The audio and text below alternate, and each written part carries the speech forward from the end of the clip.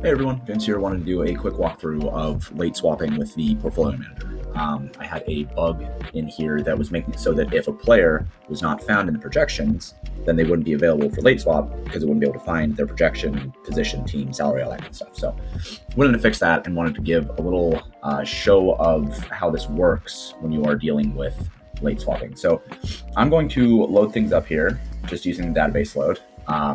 And I have prepared a projections file that does not have Alex Caruso. So I'm going to load everything else first, just loading from the database for these two. And then I'm going to go user upload, and I'm going to go grab this file that does not have Alex Caruso in it.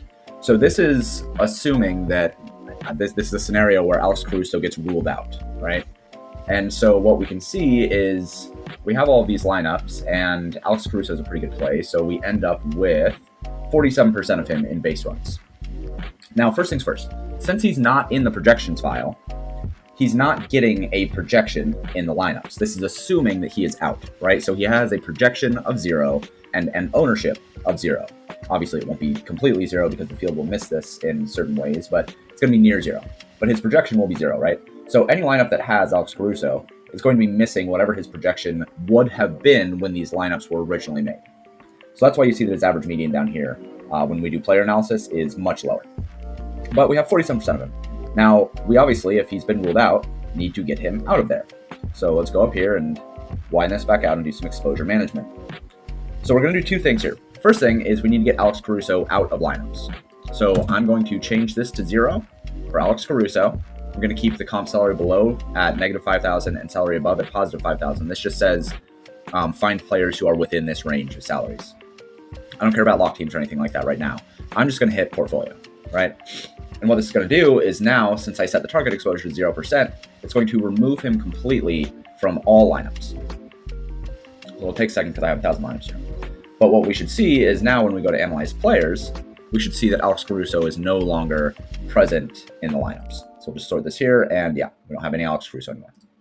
So the second thing that we want to do here is say, okay, we've gotten him out of lineups. Now we want to say, all right, if he is out of lineups, if he's out, then who do we think is going to be a good replacement? So in a lot of scenarios, what you're going to have is, let's say, the Anthony Davis situation, or a better example maybe is Julius Randle, where if Julius Randle was ruled out after lock, you would want to swap onto a lot of Naz Reid if possible, right? So the first thing you would do is remove any Julius Randle that you have, and then you would get as much Naz Reid as you want to try to get, right?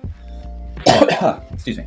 So in this scenario with Alex Caruso, let's go over to the range of outcomes really quick.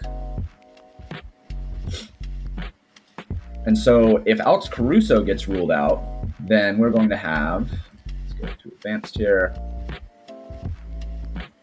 He is on OKC and he plays small shooting guard and small forward. So he's going to have his minutes probably passed to Wiggins as well as Casey Wallace, right? So these are the two main guys. So the easiest one obviously would be getting on to Casey Wallace since he's only $600 more.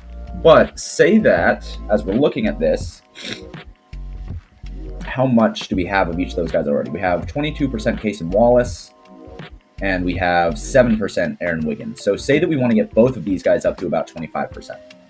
So let's aim for Aaron Wiggins first. Let's get him up to 25%. And again, we're not going to touch these things. We can if we want to, but just for the purpose of this, I'm just going to go ahead and go raw. So we ran that. Now let's go ahead and analyze players again, see where we're at. Let's see. Okay, cool. So now I have 26%, and then let's try to get Casey Wallace up to 30%. We have Casey Wallace. Try to get him up to 30%. And run it, and then we should have around those exposures that we want, right? Yep, there it is, 30%. So now we have removed all of our Alex Caruso. We had 47% originally.